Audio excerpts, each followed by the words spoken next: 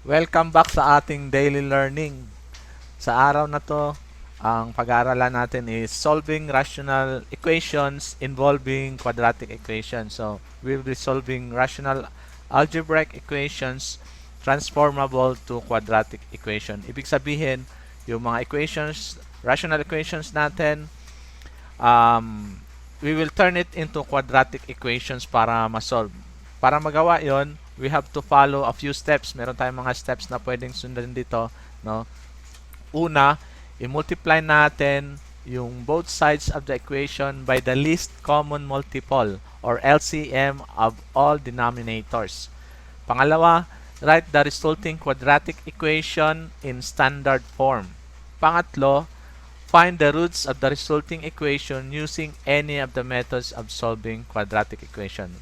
Para mas maintindihan natin lalo yung mga steps na to, no? So, we'll have a sample problem here, no? Let's go on with solving these algebraic equations, no? So, ang unang step daw, ang unang paraan, no? So, this is our first step. Kailangan daw nating i-multiply sa LCM. So, least common multiple. So, dito, ang denominators na available dito is x, 4, and 1 para dun sa 2. So, ang LCM nito is x, 4x, no? 4x ang ano. So, ipapakita ko sa inyo ngayon yung step 1. I-multiply natin siya sa yung both sides sa 4x. So, this is 4x times 6 over x plus x minus 3 over 4. And then 4x times 2, no? So, this is the first step, no? The result will be dito natin lagay sa baba para makita.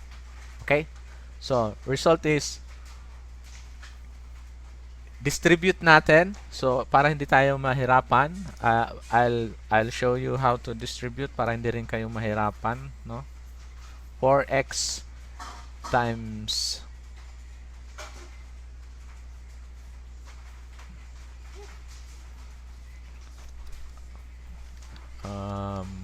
oops. Okay, plus 4x. So we have 4x times 6 over x plus 4x times 6 minus 3 over 4. So sa unang term, no, sa unang term ito sa term na to, we can cancel out x and x, no? So ang may iwan na lang, lagay ako na isa pa rito para sa answers natin. Ang may iwan na lang dito is 24, no? Kasi ika-cancel natin, no? Ika-cancel natin bali si x. So ang mangyari is x divided by x is equals to 1. So ika-cancel out natin, and then 4 times 6 is 24. That's why we have 24 here, no? So dito naman sa pangalawa, 4 and divided by 4 is equals to 1. So, cancel out na rin si 4. No? Mawawala na si 4. So, ang mangyayari, ang maiiwan, so, ito magiging 1. Ito magiging 1. So, pwede na natin hindi isulat. So, ang matitira is x times x, which is equivalent to x squared. No? Palitan natin to.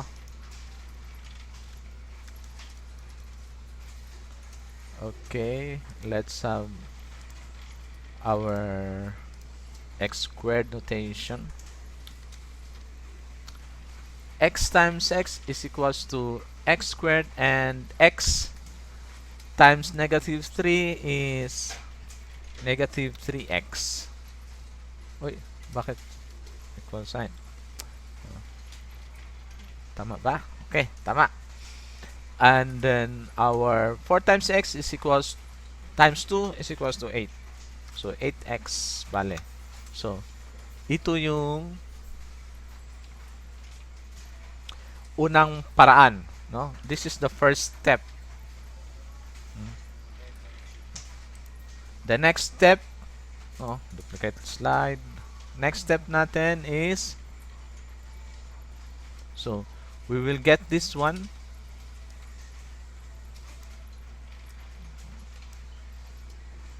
Dito, compress natin para madali. Oh. So, ang next step ay, ano nga yung next step natin? Standard form. We'll convert this into our standard form.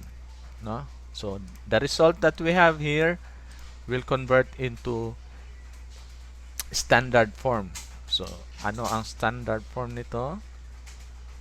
The standard form is, ah,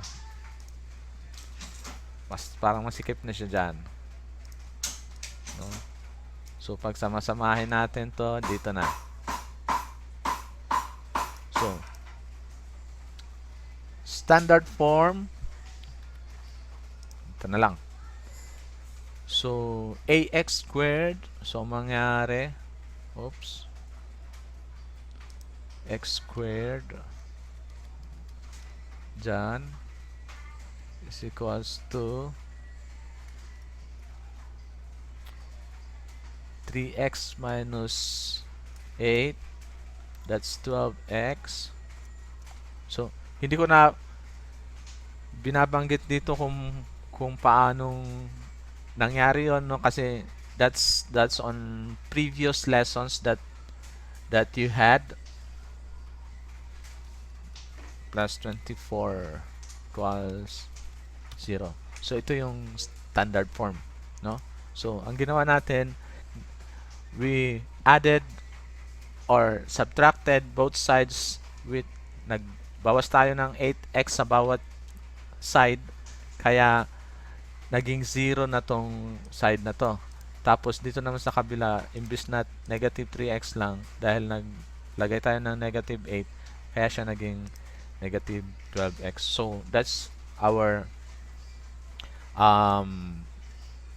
step 2, no? So, ang step 3 naman is, ano nga step 3 natin? Find the roots of the resulting equation using any methods of solving quadratic equation, no? So, let me copy this one here. Kopyahin natin dito. Tapos, gagawin natin ngayon yung step 3, no?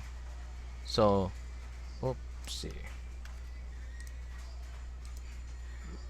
We'll think of a method na pwedeng gamitin para makuha natin yung masolve natin yung values nito, no? So, at this moment, with this example, I mean, pwede natin i-try yung factoring, no? Yung para malaman natin yung roots, we factor this out, no? So, there are other methods, meron pang ibang mga paraan, pero ang gagamitin natin ngayon ay factoring, no? So, x minus 3, walang x minus 3, x minus 8. So, by looking at the number, we can see na may dalawang number sa 24 na pag minultiply natin, magiging 24. And then, kapag inad naman natin, magiging negative 12, no? So, kaya ginamit ko yung number na negative 3 tsaka negative 8. So, when we multiply negative 3 sa negative 8, magiging positive 24.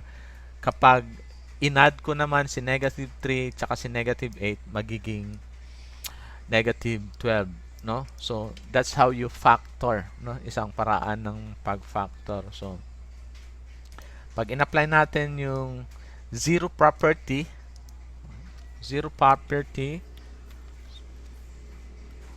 so ang possible na mga solution natin, no, is like this, wherein ang x natin, si x daw, is equivalent to 3, or x is equivalent to 8, no? So there you have it. Nakuha nyo na yung nakuha nyo na yung roots, no? Nung problem na to. So, ang roots daw ng problem na to is x equals to 3 and x is equals to 8. So, next step is we check whether the obtained values of x make the equation true, no? So, how do we do that? We just substitute, no? I-substitute lang natin yung values na to doon sa equation, no? Values na doon sa equation. So, for example, gawin natin tong 3 na let me copy this one dito. So,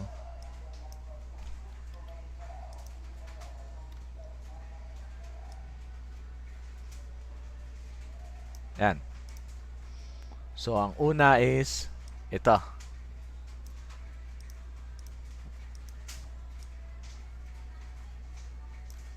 Okay, dalawa ang gagawin ko. Isang x equals to 3, isang x is equals to 8, no? So, one at a time. So, let's try to substitute. Dito ko ilalagay. Palitan natin lahat ng x natin ng 3. Oh, ito, 3 din, no? So, we have 6 over 3 plus 3 minus 3 over 4 is equals to 2, no? So, 6 over 3 is equals to 2. 3 minus 3 is equals to 0, no? Wherein 0, no?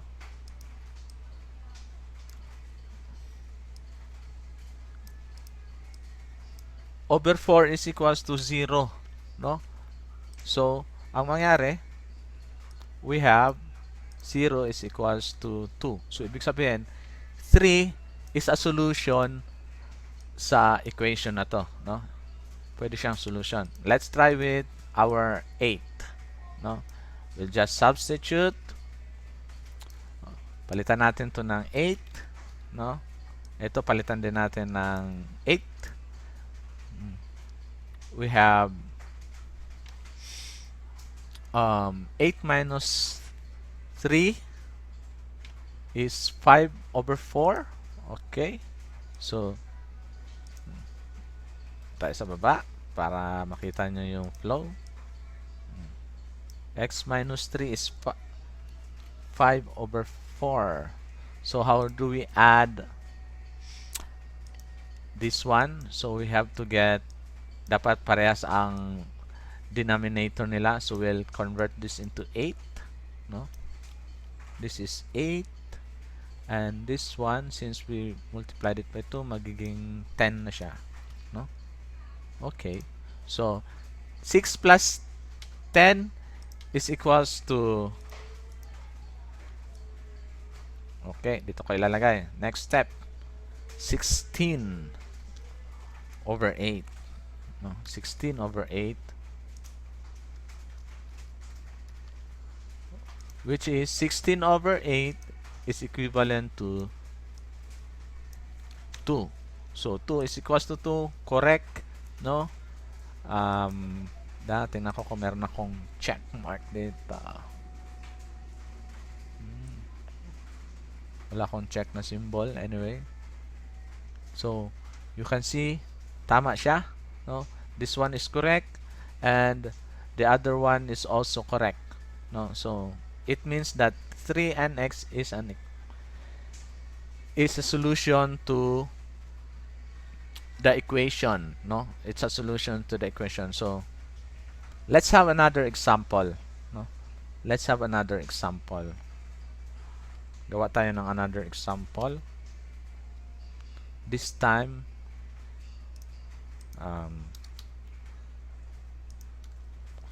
so this is just on the spot, no? Ginagawa natin.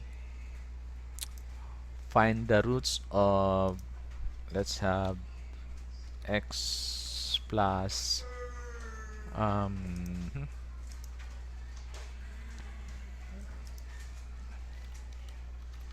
8 and x minus 2 equals 1 plus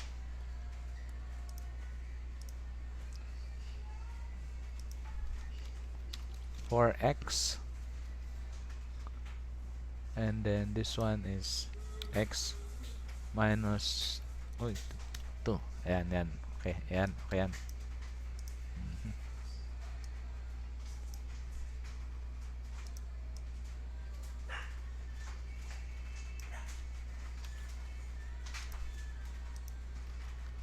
Bayahin natin to. Oops. Kunin natin tong mga to para meron tayong guide. So we have a sample problem here, another sample problem. X plus 8 over x minus 2 is equals to 1 plus 4x x minus 2. So first step is kunin natin yung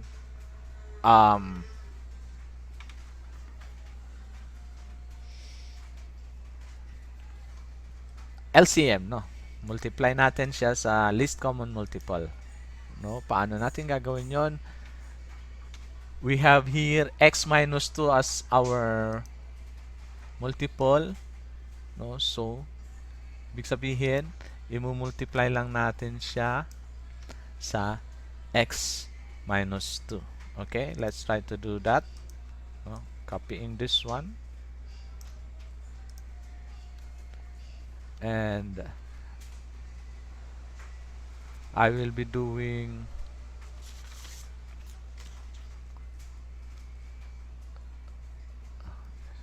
palitan natin yung kulay para makita na hindi magpalit ng kulay.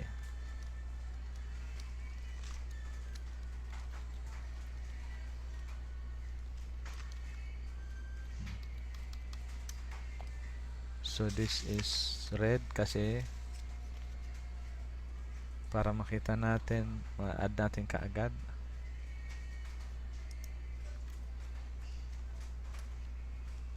Naging red na rin tuloy ito. Teka lang.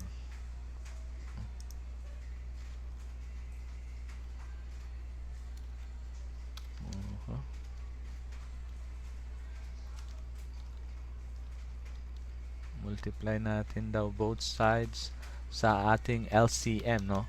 So our LCM here is x minus 2. So yun ang una natin gagawin. I-multiply natin siya sa x minus 2. So basically it will be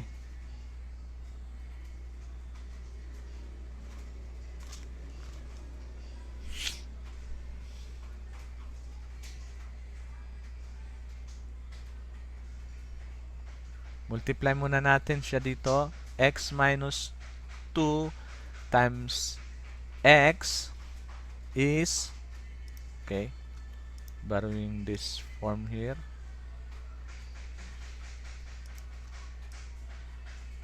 Ito ang gamitin natin.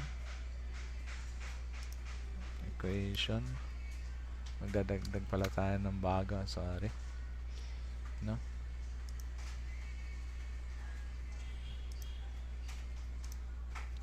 Okay, so x minus 2 times x is, okay, x squared minus 2x minus 2x.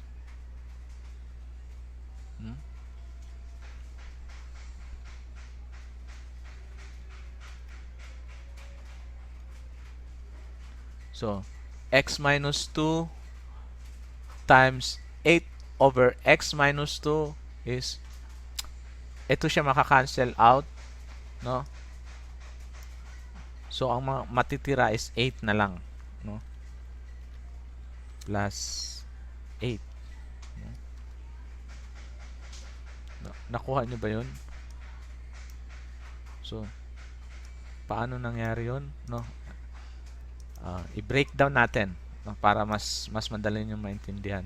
So, ang ginawa natin dito, actually, no, so, is dinistribute natin yung pag-multiply, no? So, ganyan. Ganyan, no? So, we have x minus 2 times x, tapos x minus 2 times 8 over x minus 2, no? Ganun din ang gagawin natin sa kabila. Okay. Uy, lapas na, no? Lagpas na siya sa oops. Okay.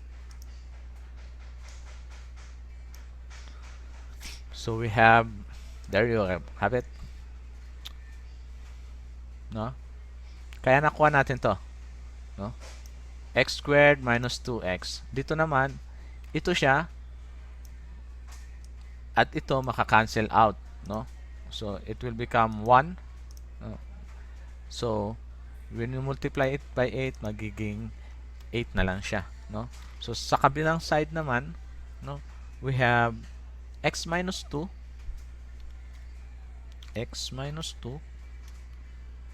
tapos ganun din, no? Kasi maka-cancel din to. So ang makukuha natin is ito lang, yung 4x. So bali x minus 2 plus 4x. Okay? So that's it for our step 1, no? Step 1. So dito kayo lalagay. Ang step 2 natin ay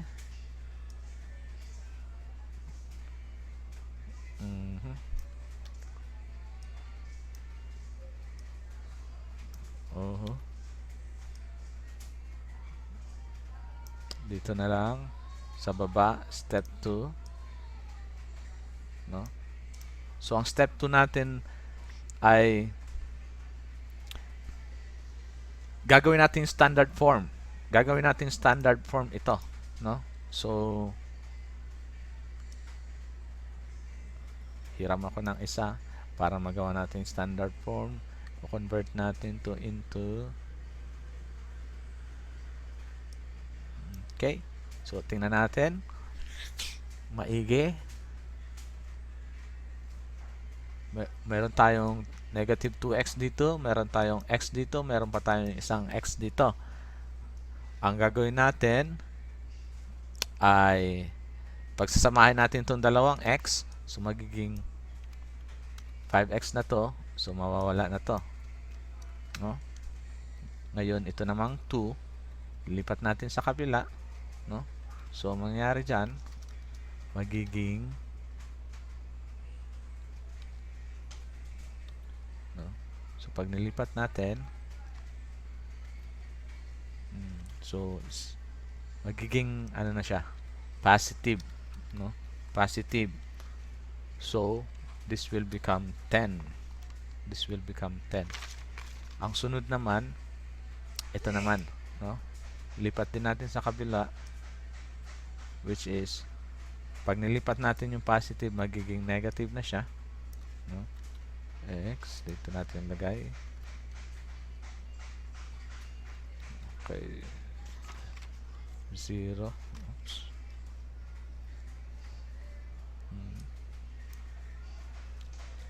Ba't nangyari yun? Anong nangyari? 0. Ito ang negative 5x. So negative 5x, negative 2 is equivalent to negative 7x. Okay? So this is our standard form, no? This is our standard form. Dito ka lalagay sa taas. Yes. Okay. So from there, gawin naman natin yung step 3. Pagkasya ba natin dito, no? Hopefully, mapagkasya natin. So, step 3 is find the roots, no? Using any method in solving quadratic equation. So, this time, gagawin natin is, ano pa rin? Factoring pa rin, no? Factoring. So, anong number ang pwede pag minultiply natin, ang result is 10. Pag in-add naman natin, ang result is negative 3. No? So, we have possible parehong negative to. No? Kasi, parehong negative, magiging positive. No? When we add, magiging negative. So, I'm thinking of negative 5 and negative 2. When we multiply negative 2 with negative 5, we get positive 10. Kapag in-add naman natin si negative 5 saka negative 2, makuha naman natin si negative 7. No? So, this is our factor. Oh. Pag in-apply natin yung zero property, so, ang mangyayari dito is magiging equals to 0.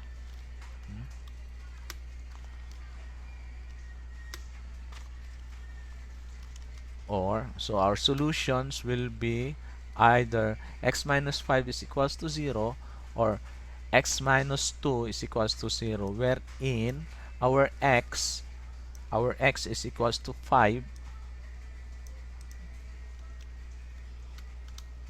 or our x is equals to, oops, bakit 5 pa rin? 2. Oh. Yan. Okay. Angat ko lang konti. Hindi sumama. So, there you have it. No? We have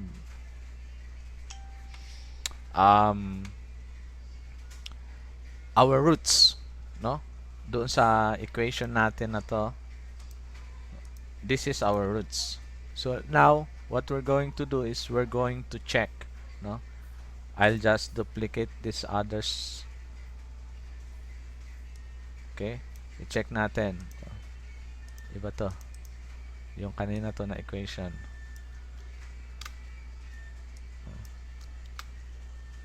Okay. Let's check.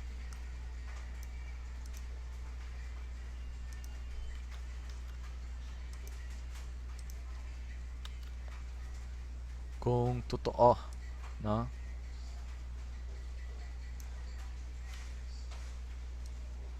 Dito ang isa. Dito ang isa.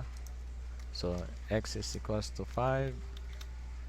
Ito naman, x is equals to 2.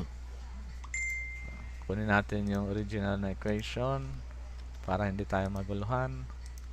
Okay. And what we're going to do is substitute lang natin siya.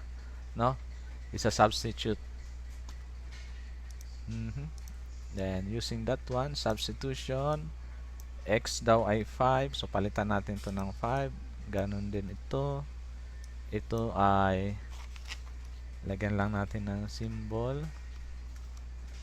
Parenthesis para hindi tayo malito. Ito, palitan ulit natin ng 5. Okay? Yun. So, para sa solution, 5 minus 2 is 3. 5 minus 2 is 3. This is 20. No? 20. So, we can change this into fraction. No? Palitan natin to. Pwede natin itong gawing fraction para ang denominator niya is 3 also. So, that's 5. Para maging denominator of 3, we'll have 15. No? So, sa kabila, ganun din. No? So, we'll have to change this into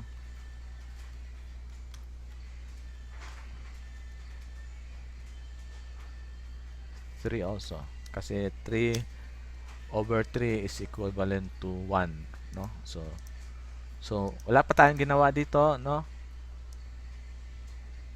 Ang ginawa lang natin ay pinalitan natin yung denominator para pare-pares sila. So let's try to add.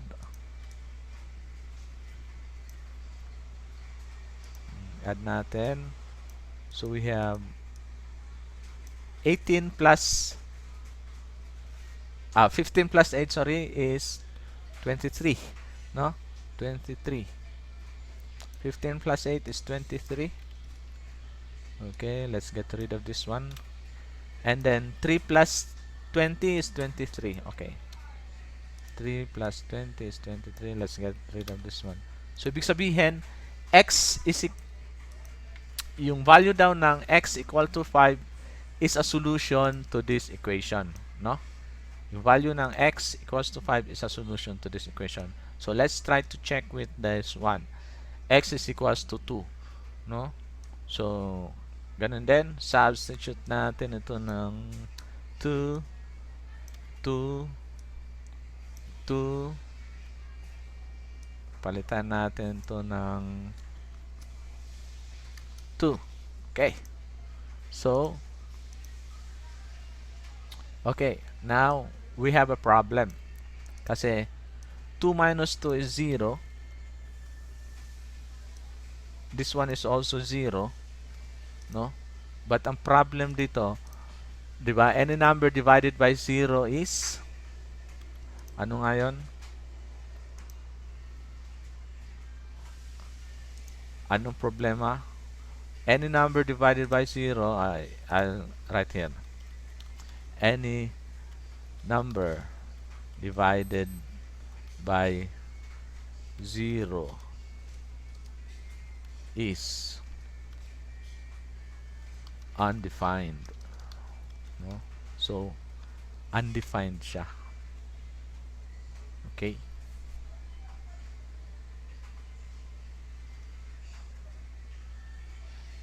So, kung ma-observe natin,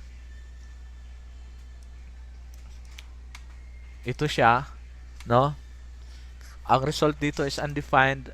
Ang result din dito is undefined.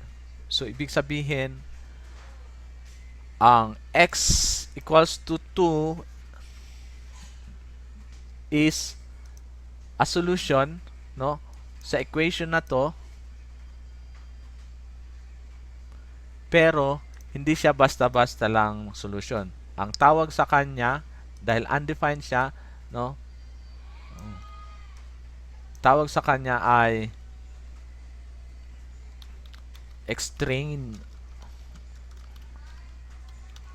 extraneous root or solution.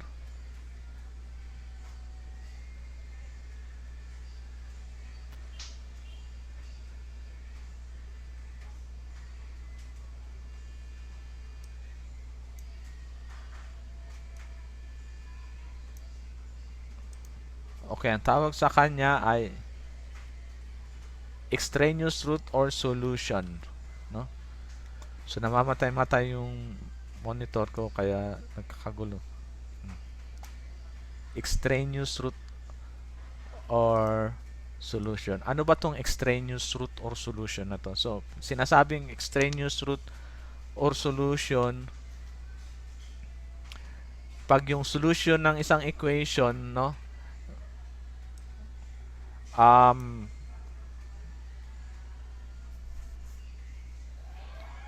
Nakuha siya, no? Ito siya, nakuha siya dito sa original natin na equation, no? Nakuha natin siya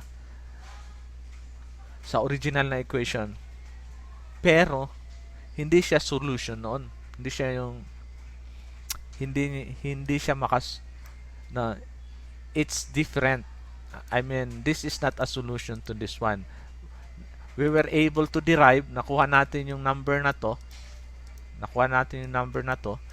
Pero from this solution, no, from this equation, pero hindi siya pwede maging solution dito, no? So as you've noticed, when we check the values, no, undefined yung result, no? That's why it's called extraneous root solution hopefully maalala nyo tong term na to, no? So gawin kong ibang kulay para mas madali nyo maalala, no? Yan, pula, pwede na. Or extraneous root solution, no? So gawan ko pa ng dito para talagang maalala nyo, no? Extraneous root or solution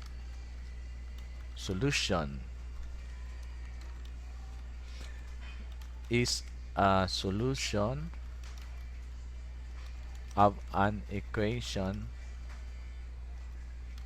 derived from an original equation. However, no, it is not a solution. It's not a solution of the original equation. Okay? So, yun. No? So, derived daw siya sa original na equation, pero hindi siya solution ng original na equation. So, yun yung... So, that's it for our lesson for today. No? Hopefully, marami kayong nakuha at natutunan sa lesson na to. Kung may mga katanungan, magtanong lang mag-question lang kayo sa baba, no, sa comment section, or kung paano nyo ako makukontak. Then let's just continue learning, no? That's it for today. Haribol, namaste.